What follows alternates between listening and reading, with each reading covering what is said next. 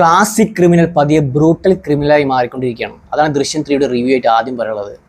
ഈ പടത്തിൽ നമുക്കറിയാം ജോർജ് കുട്ടി എന്തെങ്കിലുമൊക്കെ പണി ഒപ്പിച്ച് വെക്കുന്നുള്ളത്. പക്ഷേ ഇങ്ങനെയൊക്കെ ചെയ്യാൻ പറ്റുമോ? ഇത് കുറച്ച് അതിരി വിട്ടിട്ടുള്ള ലെവലിക്കല്ലേ ചെയ്യൽ എന്നുള്ളവർക്ക് നമുക്ക് ചിന്തിക്കുന്ന ലെവലിക്കാണ് കഴിഞ്ഞ 2 പാർട്ടും പോയിട്ടുള്ളത്. അതേപോലെ തന്നെ 3rd പാർട്ടും നമുക്ക് ആ ഒരു ട്വിസ്റ്റ് ആൻഡ് ടേൺസും തരുന്നുണ്ട്.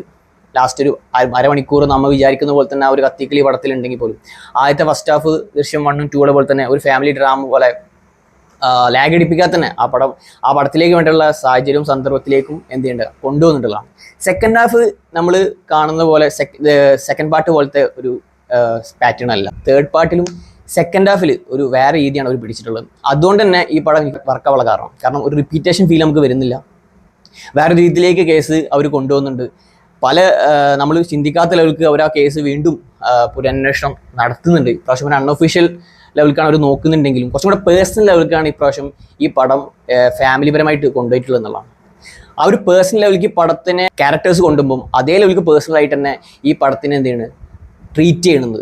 അപ്പോൾ ഇതൊരു ഇമോഷണലി കുറച്ചും കൂടെ കണക്റ്റ് ആവുന്ന ജോർജ് കുട്ടിയുമായിട്ടും ജോർജിയുടെ കുടുംബമായിട്ടും കുറച്ചും കൂടി ഇമോഷണലി വളരെ ലെവലിക്ക് നമുക്ക് കണക്ട് ചെയ്യാൻ പറ്റുന്ന അല്ലെങ്കിൽ ഭയങ്കര ഹോണ്ട് ചെയ്യുന്ന ലെവലിക്ക് ഈ പടത്തിനെ കൊണ്ടുപോകുന്നുണ്ട്. അത് ആ ലെവലിൽ തന്നെ നല്ല രീതിക്ക് തന്നെ ഈ പടം അവസാനിപ്പിച്ചു എന്നുള്ളതാണ്. അതുകൊണ്ട് ഈ പടം നമുക്ക് ഫാമിലി ആയിട്ട് കാണാൻ പറ്റിയിട്ടുള്ള ഏറ്റവും നല്ലൊരു പടമായിട്ടാണ്, നല്ലൊരു ഫാമിലി ത്രില്ലറായിട്ട് ഫാമിലി ഡ്രാമ ആയിട്ട് ഈ പടം നമുക്ക് ട്രീറ്റ് ചെയ്യാം.